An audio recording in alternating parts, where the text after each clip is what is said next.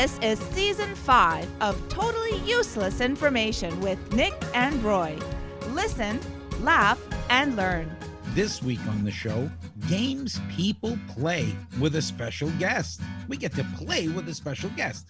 Useless fashion information, and we'll take you down the garden path with useless information about plants and trees. Plus, we'll open up the mailbag and the headline from news from around the world this week. Suspect takes a bite of a paramedic in the nether region. Totally useless information. It's everything you never needed to know.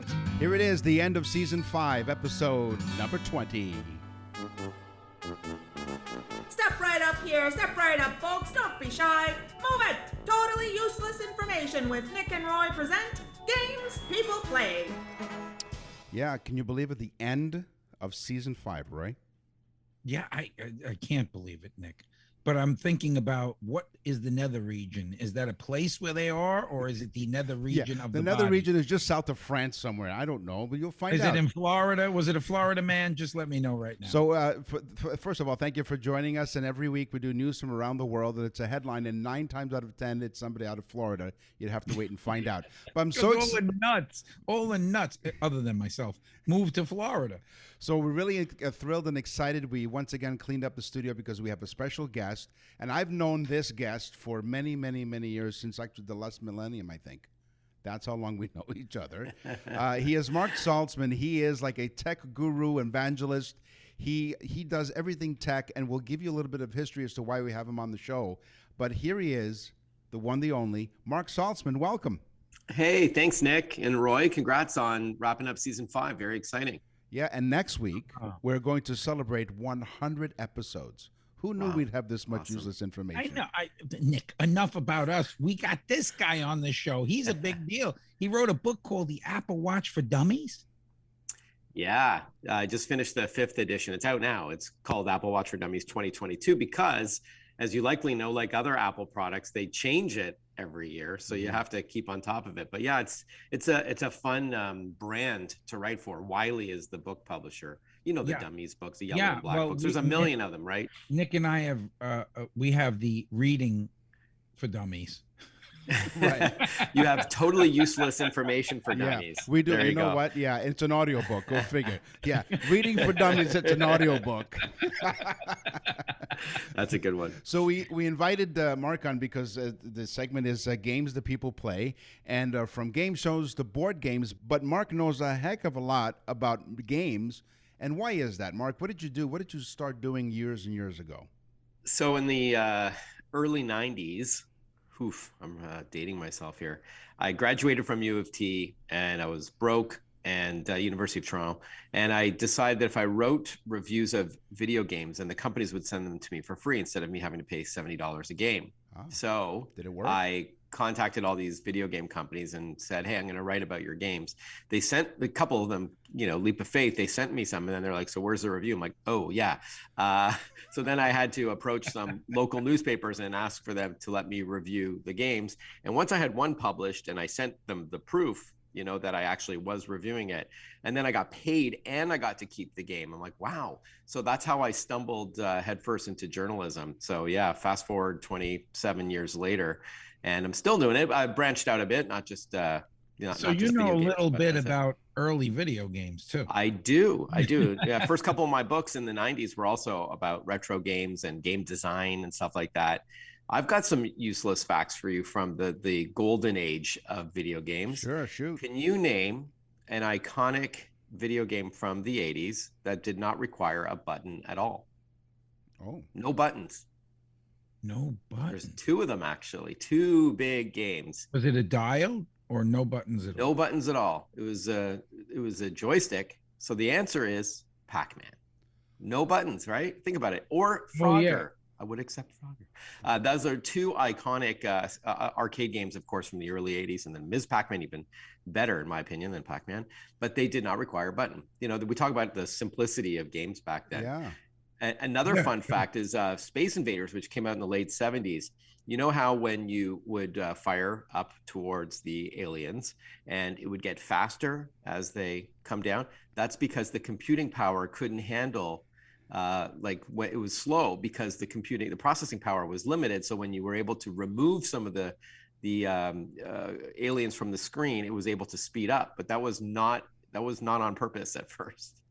Yeah, wow. that is a cool. We actually, I think we had that on the show, right? We did that because I know you guys did some gaming stuff recently. Like we did, but here's cool, the thing, though.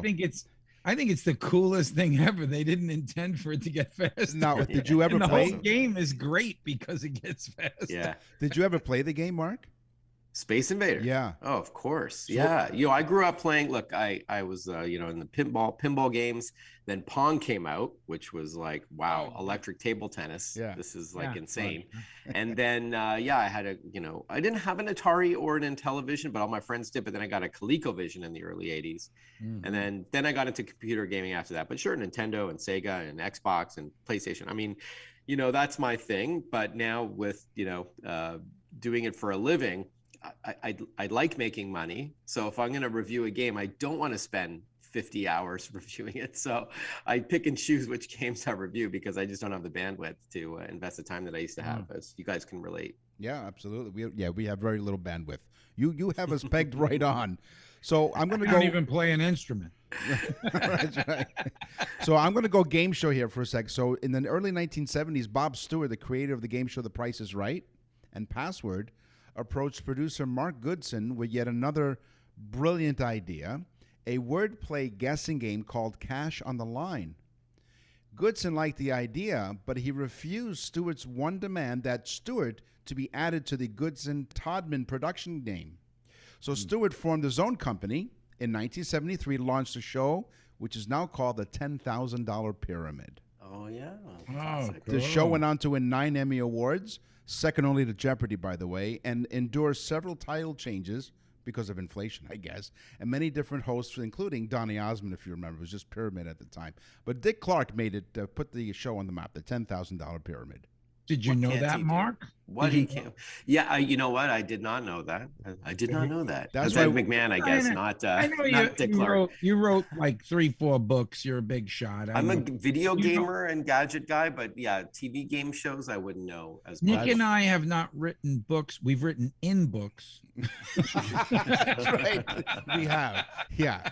And then returned them to the library. That's illegal, It is now, yeah. You get arrested for that, for writing in the books. Exactly. The game Candyland was the center of one of the first internet domain legal suits in history.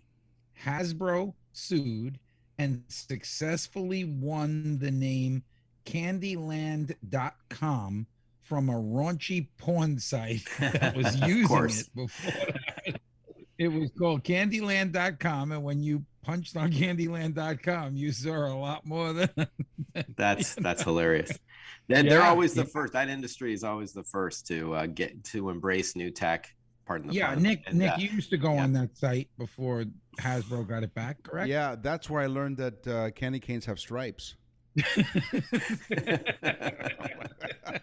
Okay. No, I wasn't a candy striper in the hospital volunteer program. No. You're listening to Totally Useless Information with Nick and Roy with our very special guest, Marc Saltzman. And he's with us, gracing us with his wonderful gaming knowledge. What else do you have for us, Mark? Well, you probably know how big the video game industry is, $180 billion a year now. So a huge industry. But we just saw on January 10th that the biggest purchase of a video game company in history. So the company's called Take-Two Interactive. They're the folks behind Grand Theft Auto and some other games like Red Dead Redemption. They bought Zynga. They make mobile phone games like Words with Friends and Farmville. $12.7 billion US in both a cash and stock deal.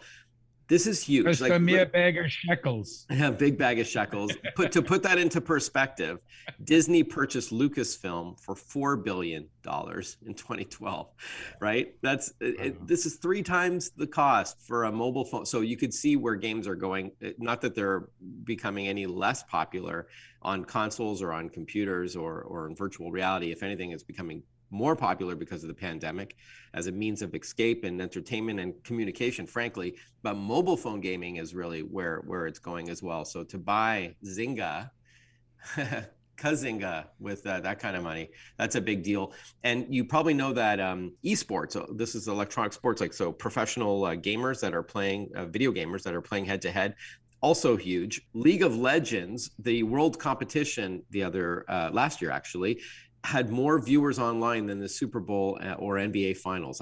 Over 100 million unique viewers tune in to the League of Legends. So these are kids basically playing video games. You know, me and Nick, we actually missed the whole video game thing by a few years. Either that or we were just on Candyland.com. What did we do? Yeah, so your forearms were already tired. You didn't have any. 4 hours. We were 4 hours. How about 20 minutes, Mark? 20 minutes. But never say never. The average age of a game player is 35. Average. Really? Okay. The median age of a gamer is 35. So thank you the for stereotype that. is that you're like a 12-year-old. Because we missed that boat too. By a few years, yeah. Okay, so you might be on the high end of that, but a little bit, yeah. Like on the Social Security high end. Exactly. So did I tell you I write for AARP, Roy? I do. I write for them. Yeah. The font is. Do we have guests, Nick? Do we have guests on this show? But usually, how many words? What's your word count? Let's say on an article when you write in USA Today and other publications. How many words? Yeah, usually 800. 800 words for AARP. 800 to 1,000. 800 to 1,000 for AARP because the font is bigger. It's only 400 words because the font is bigger. Oh boy! You're so funny. Well, thank you. Listen, laugh, and learn. That's our motto here at Totally Useless Information with Nick and Roy. Very light on the learn part. But. Some restrictions apply. That's what we learned, really. Me and Nick wrote an article one time. It was 6 words. Me and Nick wrote an article. Yeah, we learned that on reading for. How many fingers you got, Nick? He's trying to figure that out. Exactly. That's really. We learned that was one of the examples of reading for dummies. One other fact of Pyramid: Billy Crystal holds the record for the shortest time to get to the top of the pyramid. He did it in an amazing 26 seconds in November of 1977. And Dallas actor Barry Jenner missed Crystal's record by 1 second in 1987. It took him 27 seconds, where he won $100,000 for his partner in the game. But he was so distraught, he hung himself. No, he did not. Listen, I've got a good one. All right. Everybody that's listening right now, and all of us, have played Monopoly, correct? Of course. Yes. Okay. You know the jail? There's a prisoner behind bars in the little square with the jail thing? Yeah. What's his name? I was just going to ask you, like, off the top of my head, does he have a name? There's a name. Really? He does have a name. Well, his name is Jake the Jailbird. Really? I swear. Parker Brothers, they're fans of alliteration. Clearly. Yes, there you go. Jake the Jailbird. Jake the Jailbird. Well, I know what the Monopoly man is. He Moneybags or something? Is that his name? Yeah, that's right. Something like that. Yeah. Moneybags, yeah. With Jake, the monocle? He's got a monocle, right? Yeah, he does. Wow. You're listening to Totally Useless Information with Nick and Roy with our very special guest, Marc Saltzman. Speaking of Candyland and Monopoly. Yes. No, listen. This just came out in January. This is really cool. It's called the Infinity Game Table from a company called Arcade 1-Up. This is a flat table that is either 24 inches or better yet, 32 inches that has over 60 built-in board games, digital board games. So Monopoly, Battleship, Candyland, Life, Scrabble, Connect 4, Sorry, and so on. And you play with your fingertips, and there's like haptic feedback, so it vibrates slightly. But you're never going to lose a pewter piece from Monopoly again. You're not going to step on a battleship and curse. Right. No one's going to try to steal money from the Monopoly bank. So really fun, and you can download new games to it. So it's available now. It's $6.99 US for the smaller one, $8.99 for the larger one. You can as I mentioned, download other games. And if you want to remove the legs of the table, you can put it on an existing coffee table or a coffee table. It's a lot of fun. Up to 5, 6 people can sit around this thing and play. And you can also play over the internet against others somewhere else in the world. So I could remove the legs, put it on my lap, and watch Candyland and play with my fingertips. That's all I got out of that, Mark. That's I'm right, sorry. Oh boy, Yeah, here we go. he filters everything, right? Yeah. Yeah, And he's still looking for the button for Pac-Man. By the way, speaking of Pac-Man, only one person scored a perfect score. You can't score any higher than this in Pac-Man. 3,333,360 is the highest score you could ever get in Pac-Man, and he did it. Oh, so there was. I think only recently. Shutdown, huh? I think it was like fairly recent. Like it wasn't in the 80s. No, it was quite recently. Yeah, Actually, if I remember, Yep, yeah. exactly. So That's because in the 80s we had jobs. yeah, Steve Jobs, and he was inventing Apple. Going back to watch how we all pull the thread here together, where you can pick up a copy of Apple Watch for Dummies by Marc Saltzman. Oh, you're See such what a I did? pro, Nick. What do you think the longest game of Monopoly was? How long did the longest game of Monopoly last? I'll say 3 days, 2 days, but you got to sleep. Like, is this like without sleeping? Well, this is Because you can go to sleep and continue on. Yes, this is one of the questions I had, and it didn't have. I was even more critical. I said bath break, shower, clothing changes.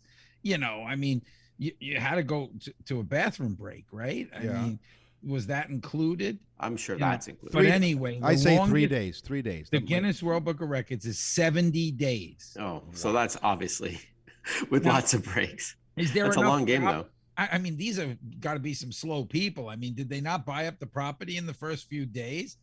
Were there like towers on these properties? Did they go from the little house to the big house to like, They went to the big house to see Jake, the jailbird. Do you know what the most expensive Monopoly game ever made was?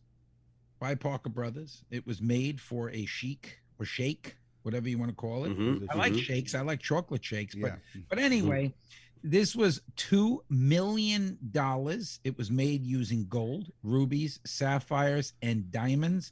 And I tell you, real steel on those bars, those jail bars. No. No, can you imagine though, a $2 million? You got to have a lot of money to go, I always wanted a $2 million Monopoly game. Yeah, I thought my $100 Scrabble set was fancy. Is that You the paid large one? $100 for a Scrabble It's, set? it was gifted to me. It's on like a Lazy Susan kind of thing. You spin it around, but it's like a giant Scrabble board. Does this guy know we're not paying him, Nick? Yeah, we're paying him in Monopoly money, which, by the way, more Monopoly money is printed than any other currency in the world. Wow. Maybe not anymore with that digital version. Exactly. The printing Or maybe Joe it- Biden. But Or whatever. there we go. Mark? All right, one more fun fact from yesteryear. Atari's co-founder is Nolan Bushnell. He's still in this space today, as is his son, by the way. And he also helped to create Pong by giving Alan Alcorn, an employee who worked for him, the assignment to create electronic table tennis that we talked about earlier. And he also helped as well. But you might not know that Nolan Bushnell also created Chuck E. Cheese Pizza Time Theater. So he founded this, of course, family-friendly restaurant, really as a means to get his arcade cabinets in more family-friendly places, because back then arcades were a bit seedy and it wasn't really for little kids. So he also, by the way, Nick and Roy, had the idea of tokens, genius, because he knew you could only spend the Chuck E. Cheese tokens at Chuck E. Cheese. The kids inevitably would be told they have to go home before they can spend it all. So they would put them in a little pile on their dresser or whatever in their bedroom as a reminder to say, Mom and Dad, please take me back to Chuck E. Cheese. It's genius to have this proprietary currency to play video games. That was also Nolan Bushnell's idea. Yeah, the big mouse dances around. The kids get to play Grand Theft Auto and pick up hookers, crash cars, and shoot people. And then they go on Candyland.com. Yeah. Well, Mark, we can't thank you enough. Like we've had guests on before with expertise. By far, this to me is the most fun because we're talking about games here and video games, and everyone can relate. It's a generational thing because, like you said, video games have been around for a long, long time, and the average age, what did you say, was 35? 35 right now. 35, and most of our audience can actually relate. Either they played it for the first time, or maybe they're going to go out and play some of these fun games because they are a lot of fun, as you are. Tell us where we can find you, Mark. Yeah, thanks again. So I'm on social media. I write a tech tip of the day. If anybody needs a little bit of help in understanding their tech, I try to break down geek speak into street speak. So it's Marc Saltzman, MarcSaltzman, or for the Canadian listeners, SaltzMan. And I'm on Twitter, Instagram, Facebook, LinkedIn, and YouTube. And I link to my articles. I link to podcasts, videos that I produce, and all that kind of stuff. Giveaways. So anything like that. Nick is so weird. He goes, Mark, where are you? Nicky's in the little box right below us. Yes. Thanks again, Mark. We really appreciate it. Thanks, guys. Congrats again on wrapping up a new season. All the best. Great meeting. Likewise, Roy. You're listening to Totally Useless Information with Nick and Roy. Down the garden path with Nick and Roy. Boy, after that game playing, I'd like to just go relax in the garden. She sounds like she's smoking some of that marijuana that you're legally allowed to do in Canada. First of all, you don't know that she's Canadian, number one. Number two, she doesn't do any of that stuff. As far as I know. No. Well, how would you know? You don't even know if she's Canadian. That's right. We just, hey, could you read this? She does a great job, actually. She's a good reader. Did you ever, because she read Reading for Dummies, I think. Yeah, she read it to us. She read it to us as a bedtime story, Reading for Dummies. I thought it was hilarious. Reading for Dummies, it's an audiobook. That's funny. Use that line. All right, Knots Up. Did you ever carve your name in a tree? Did you ever do that? Yes, okay. I actually did. In the Adirondack Mountains in New York. Well, the notch on the tree will remain the same distance from the ground as the tree grows. Oh, it doesn't go up? It doesn't go up. So wherever you notched your name there, if you go back to that tree in the Adirondack Mountains. Oh, that's right, because the inside moves, not the bark. That's right, exactly. That's right. So when you carve your name in a tree, it'll remain the same distance from the ground as the tree grows. Cool. See, folks, you're learning. This is great. Yeah. Turtles, they live a long time. Okay, and not to folks, we don't discuss what we're going to talk about, so this is really great. The longest living organism on Earth by far is the tree. Wow. Okay. Really? Wait, I did not know you were going to talk about trees. Neither. Okay, good. Boy, if trees could talk, they'd say, just leave me alone. leave me alone, yeah. Wow, you're barking up the wrong tree. The garden, if you have a garden, it's your happy place. Many studies have found that gardening will help boost your mood. Yeah, because you're growing that marijuana. No, we're not. No. Because you're listening to Totally Useless Information with Nick and Roy while you're gardening. See how it boosts your mood. Even if you're not the biggest fan of gardening, spending some time tending to your plants can help brain produce serotonin, which is the happy chemical in our bodies. I thought I dated her in high school, serotonin. You did. Yeah. Yeah, she was she was. Certain bacteria strains in garden soil will also contribute to serotonin production. So it's really cool. So it's chemically and physically and it feels good to be in the garden. Speaking of garden plants and things like that, peanuts are not nuts at all. No, it's in their name. How could it not be? They're legumes. Or which are beans. Okay. Legumes. Yeah. You say legum, I say legumes, whatever. They're like beans. They're like lentils. Yeah. Beans and lentils. They have more protein and more niacin and folate than nuts. I love peanuts.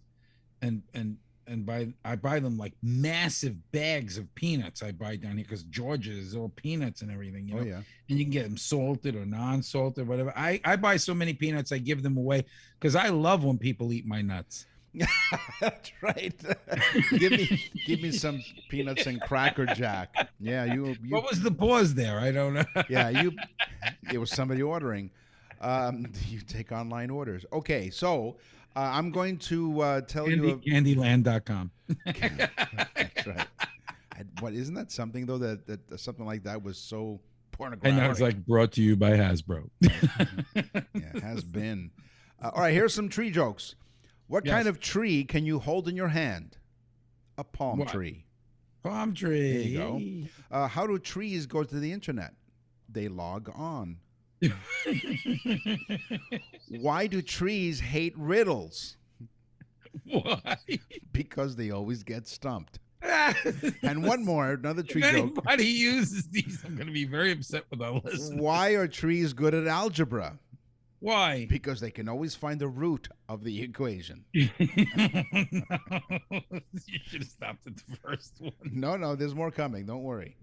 The hottest pepper in the world, Nick. Yes. According to the Guinness World Book of Records, which I have put down to an acronym, Okay. Yeah. is the Buhat Jolkobi. Mhm. It is 401.5 times hotter than Tabasco sauce. How do they figure that out? 400 times. What was 300 times hotter? That's about as hot as Heidi Klum in a skimpy bikini. On that Can you note- imagine 400 times hotter than Tabasco sauce? Tabasco sauce is relatively hot, but 400 times, that's literally sweat, burn your mouth, drink some milk type stuff. Yeah. Even your hair sweats. Yes. Here are some more plant jokes. Okay, here are some plant jokes. Those are tree jokes. These are plant jokes. Okay? I sweat one time watching Candyland. No, but What did the baby corn say to the mother corn? what? Where's popcorn? I'm not sure what state they lived in. What kind of vegetable do you get when an elephant walks through your garden? What? Squash. And where do vegetables go to get a few drinks? Where? The salad bar. And finally, what do you call a jungle where the animals talk about current events? Candyland. No. No, a topical forest. Listen, laugh, and learn. Oh my God. When you cut an onion, you Yeah. cry. Yeah. Not because you're a wussy, Nick, but, or because you're looking in the mirror. No. No, it's Wow. because the onion sucks sulfur out of the soil. That sulfur becomes airborne when you cut it, and you cry. So, to all the listeners, you're going to listen, laugh, and learn today. So now you're going to learn something cool. Chill your onions. Keep them in the fridge. Then when they come out, peel the onion and salt it. Salt the onion. Oh, Then cut it, but always cut it with the root end being the last place, because the root end has most of the sulfur that's going to make you cry. that was amazing. That wasn't useless. That was useful. We don't really hear that song. No, we don't. I had to dust it off. I started crying because I had to use it again. As you're listening to Totally Useless Information with Nick and Roy. Welcome to the Totally Useless Information Fashion Show. That's pretty cool. I've heard of you freezing your onions, so to Yeah, speak. yeah. When I went to Canada, 'cause Yeah, I'm used you to did. Florida weather. No, I've heard of I putting froze my onions off. I've heard of putting the onion in the freezer, but I didn't know about Well, salting it. I brought you up a big bag of nuts, so Yeah, legumes. put them outside, let them freeze. You freeze your nuts. You've heard of the expression ants in your pants. How about ants on your pants? In 1964, presidential runner Barry Goldwater sparked a national fad because in 1947, he came up with Antsy Pants, which is men's underwear covered with red ants. He came up And with that design. They're just pictures. They're actually not actual. They're not ants. actual ants. No. So these are ants Good. on your pants. I'll be honest with you. It's 2022. I mean, it's a different world, Nick. So it could have been uncles on your underwear too. It doesn't. It's okay. Not ants. Yeah, or crickets. It's a different world. It is. It's okay too. It's all right. We don't judge. What? So screwed up when you're searching for a word I and know, can't yeah. find it. That's right. Yeah. White was the color of mourning, not mourning in the daytime. Oh, Mourning meaning someone died. you wore white? Now that's odd. This is years ago, like, in the 1600s and so on. Yeah. They didn't wear black to funerals. They wore white to funerals. The first person to wear a white wedding dress was Queen Victoria. And after she wore it, people were shocked, but they said, this is cool because white also meant purity. And so it caught on, and white became the wedding dress. Purity. Pretty cool. Right? Very good. If you have a special occasion, Nick, people can go to nickandroy.com and they can send one of our birthday cards or cards. They're fantastic, folks. You got to go to our website and listen to it. We do a whole thing like our show, and you can go to nickandroy.com and you can get all the information on how to get one yourself. Even better, nickandroy.com/birthdays. It'll give you all the information. It doesn't cost that much because we were really not worth that much, he and Roy and I, but it's okay. But are you kidding me? We're famous. That's right, we are. And we are, we have the ability to grab all kinds of useless information about the day that person was born, that special person. We talk about it, all kinds of really, we have the ability to grab a lot more than that. That's but right, we're not going to discuss that either. That's right, not because according to the law. But nickandroy.com/birthdays. Hey, this wasn't just for disco. In the medieval and Renaissance Europe times, it was common for the nobility to wear tall platform shoes. Ooh. Called chopines, I think it's called, how you pronounce it. It protects their clothes from getting dirty, from the dirty streets. Wow. The taller the shoe, the higher the wearer's status. So they could be as tall as 20 inches. And where was this? In medieval and Renaissance Europe. Wow. I know that the Chinese did that too. The Chinese wore those wooden shoes so that they could protect their beautiful silk garments. Same reason. There you go. See? Pretty cool. Well, here's a fashion one I think that people are going to like. Yeah. And I don't know if you'll know this, Nick, because you are like a fashion, you're not a fashionista. You're a fashion disaster. Okay. Christian Louboutin. Do you know who he is? I've heard the name. Why? Louboutin are the shoes Right. that women really would all love to buy, but Yeah. they're thousands of dollars. I mean, some shoes are $5,000. They all have red bottoms on them. The shoes literally are red on the bottom, and that's his trademark. But did you know this, ladies that are listening that want his shoes? A while ago, he did it for a few years. He painted the bottoms of his white wedding shoes blue so that a woman who is getting married could have something blue, something borrowed, something blue. Wow, what a great idea. Something new, right. And he did it. He canceled it after a while, but he did do it because he had some problem with a copyright infringement. Somebody else was using. Yeah, that will do it. Yeah, sure. Absolutely. But he did do that. Louboutin, yes. High foreheads, which I'm really familiar with, were all the rage in the Elizabethan times. Women would pluck their hairlines back an inch or more to get the biggest forehead they could. Holy mackerel. So it's kind of keeping up with the Joneses kind of thing. So, That's kind of drastic, though. It is. So if you look at some of the pictures from the Elizabethan times, you'll see that the women's foreheads kept going up and up and up, and that's the reason why. Wow. Coco Chanel. Yes. That's a really cool name. Coco Chanel. Yeah. Was a very poor young girl. Not only was she poor, when she was age 12, her family died and she was orphaned. So here's this poor orphan girl. She didn't let that stop her from becoming one of the most famous fashion designers of all times. And think about it. Chanel perfumes, the little black dress, Coco Chanel. Okay, and so much more, including jewelry. Chanel jewelry is the rage right now. I mean, it's amazing. So just amazing what a girl who was very poor and then orphaned at the age of 12 could become one of the greatest fashion designers of all time. And she was quite attractive, which is why they called her Hot Coco Chanel. If she was in Florida, she'd be called Hot Coco. There you go. Is it bulletproof? It was hard to avoid the influence of war in the 1940s, of course, and military-sounding terminology crept into the underwear fashion lingo. The bullet bra or torpedo bra. Right.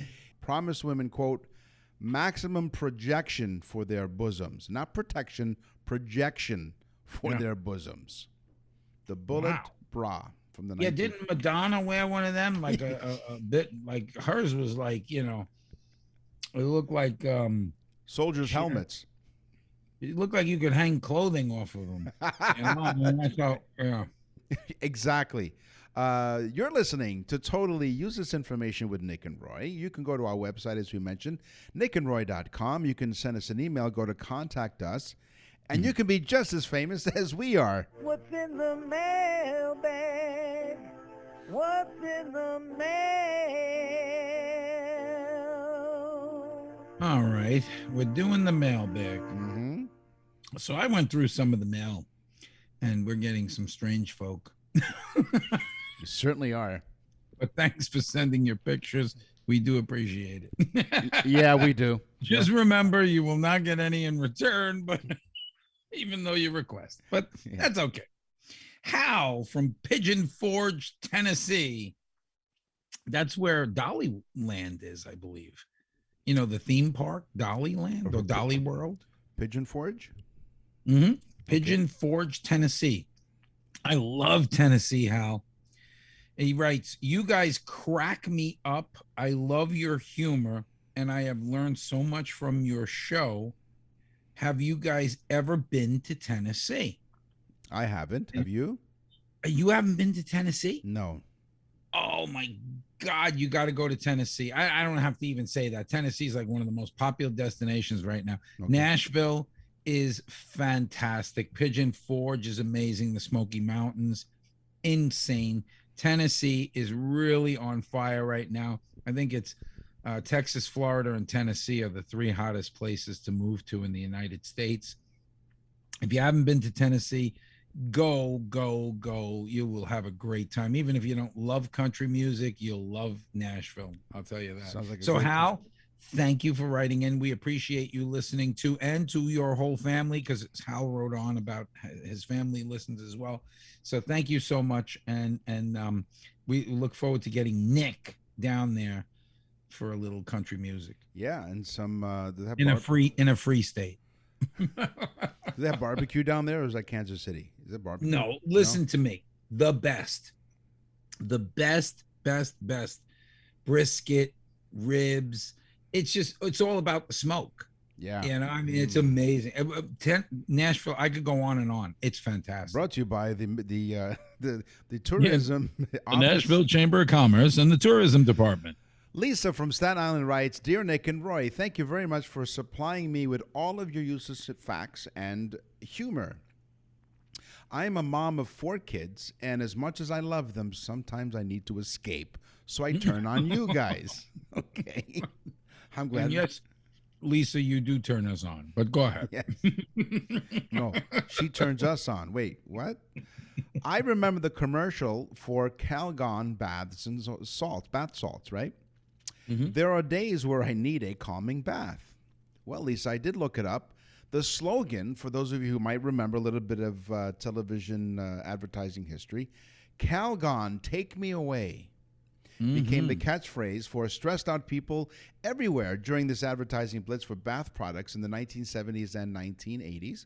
Nick said bath salts. Isn't that the stuff that makes you eat people's faces off? No, it's like a drug. No, it's not that kind of thing. This is a nice, warm, relaxing Calgon bath. And the commercials featured these haggard moms, I guess, like you don't know Lisa well enough to talk about her in a bath, Nick. No, but she says that sometimes I need to escape. Oh, so I turn you guys on, yeah? So okay. You placed her into a bath with no clothing on. I think you went a little far, Nick. No. Commercials for Calgon featured haggard moms escaping to soothing bubble baths that seemed to resonate with anyone who ever had a bad day. And by the way, you don't know her and you call her a hag? No, haggard. Yeah, she was eating haggis while she was in the bath. Lisa, we really appreciate your email. We do. I do anyway. The name Calgon, by the way, was derived from the phrase calcium gone. Calgon. There you go. See, now you got my attention. you go. Listen, See, laugh, Lisa, and he learn. takes like a really long way around, but eventually he gets to something good. Exactly. Listen, laugh, and learn. Well, today on the show we had a lot of fun, but we still have more to do. In fact, because you're listening to Totally. Why do you have a mask, snorkel, and flippers on? Are you thinking about going in the bathtub, Dick? You're listening to Totally Useless Information with Nick and Roy. And now for something completely useless. The name of the Lone Ranger's horse is Silver. Tonto. No. Oh, the horse. The yeah, horse. Yeah. If you Tonto. rode Tonto, that would have been interesting. Yeah, that's back to Candyland.com. And of course, it's okay. But It go is. ahead. That's right. It's fine. The name of the Lone Ranger's horse, of course, is Silver because hi ho, Silver. Tonto, his companion, his friend, his horse's name is Scout. Scout. That's right. So when the Lone Ranger shouted hi ho, Silver, Silver away. Actually, hi ho, Silver away. That's why I would never be the Lone Ranger in one of those radio dramas, right? Hi ho, Silver away. He said, "Get him up, Scout." That's English. Get it up, Scout? Get him up, Scout. We talking about Lisa again? No. Oh, okay. Poor Candyland. Tonto would mumble, "Get him up, Scout." Oh, I didn't know that. There you go. See, now you know. Useless fact. I think that was cool. That was a cool time. Yeah. There was also a guy named Tom Mix. For those of you who don't know who Tom Mix is, go to like YouTube and look up Tom Mix, even though I don't like YouTube, but whatever. Edgar Allan Poe, Mm-hmm. the famous American author. Yes. In fact, one of the most famous. I mean, you have Hemingway and you have Poe, and he's a psycho though. The guy was a morphine addict and a cocaine addict. Oh. Okay, but here's where the psycho starts coming in. He married a 13-year-old. No. Mm-hmm. Yep. He married a 13-year-old. Okay, and even it gets worse. It was his cousin. Oh no! Come on. Mm-hmm. Mm-hmm. So Edgar Allan Poe, sicko. Yeah. That rhymes. Yeah. I write poetry too. Yeah. You know, the book that was never published was Friday She'll Be 13. On the show today, we talked about gaming, and we had our very special guest, Marc Saltzman. Thank you very much for joining us and sharing your game knowledge. We talked about fashion. We also talked a little bit about gardening. It's time for the news. And now, from around the corner and around the world, this is TUI News. A 63-year-old woman has been accused of biting a paramedic's groin and trying to swipe a deputy's taser Feel the pain just thinking about it. during a chaotic arrest in South Carolina. So it's not was Florida, biting. but She close. was fighting for his taser. No, she bit the paramedic's groin and she tried to swipe the deputy's taser during they say a chaotic Ooh. arrest. So it wasn't shocking enough that he bit her. She bit him in the privates. She wanted to shock him for real. The bizarre ordeal unfolded when the sheriff's deputies were taking Gina Darlene McGee. That's not all that unfolded. It took her into custody at the Charleston County Jail in December. What'd she do? What'd she do, Nick? She had earlier showed up at the jail and dumped her nephew there after accusing him of looking up inappropriate images on her cell phone. At Candyland.com. Probably. Deputies issued a warrant for McGee's arrest after she repeatedly refused to come get the boy, declaring, "I'm not going back there. He's your problem now." Okay. So McGee, and you're asking, well, why did they arrest her? Well, she is the boy's legal guardian and eventually returned to the jail after the warrant was issued and became loud and boisterous when deputies tried to cut her off. She had allegedly tried to grab a deputy's taser, as we said, during a struggle, which is Maybe why... it wasn't the taser she was going for. Maybe she was grabbing for his junk. I don't know. I don't know what I'm grabbing. Well, she says, quote, "I don't know what I'm grabbing, but I'm going to use it." So she would use his junk against him. That's right. When Like she, a nightstick. When she was eventually restrained and put in the squad car, authorities said McGee... Who the hell would have the you-know-whats to restrain her? She's a groin-biting you-know-what. criminal. Well, she Yeah. started to hold her breath to make herself pass out.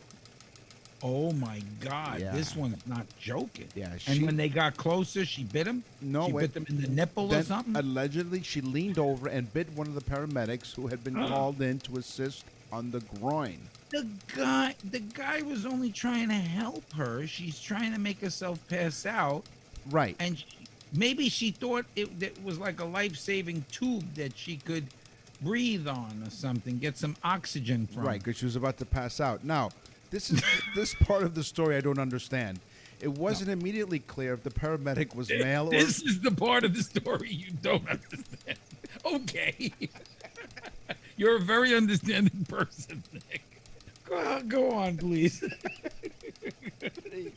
It's not immediately clear if the paramedic was male or female. Oh, Right. Yeah. So McGee has since been hit with a slew of charges, including third-degree assault with battery, unlawful conduct towards a child, and assaulting a police officer while resisting arrest. what about the EMT? Doesn't say anything on the... Police officer, all she did was juggle his taser in his pants a few times. Right.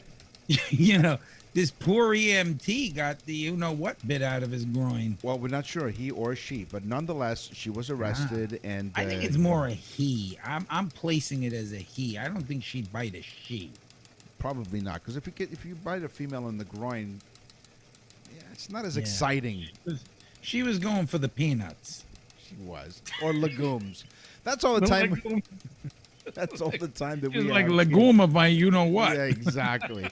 That's all the time we have for this week's episode. Thank you very much for joining us. We are at the end of Season 5. We're really excited to announce that next week we will be celebrating 100 episodes of totally useless information with Nick and Roy. Thank you all for all of your support, all of your comments, all of your emails, of course. And we will continue in Season 6 really, really soon. But we want to thank you because we will continue to scour the internet and other sources to get as much useless information for you guys. And we truly do appreciate every single one of you. Thank you so much. Go to our website and look at all the cool stuff that we're doing on there. And as always, thanks again for the 100 shows. It's all because of you guys. And please, like always, share us on Facebook. Tell a friend about the trend. I'm Nick. And I'm Roy. Thanks for listening. Totally Useless Information with Nick and Roy is a production of nickandroy.com. Visit nickandroy.com to access the full library of episodes or wherever you get your podcasts.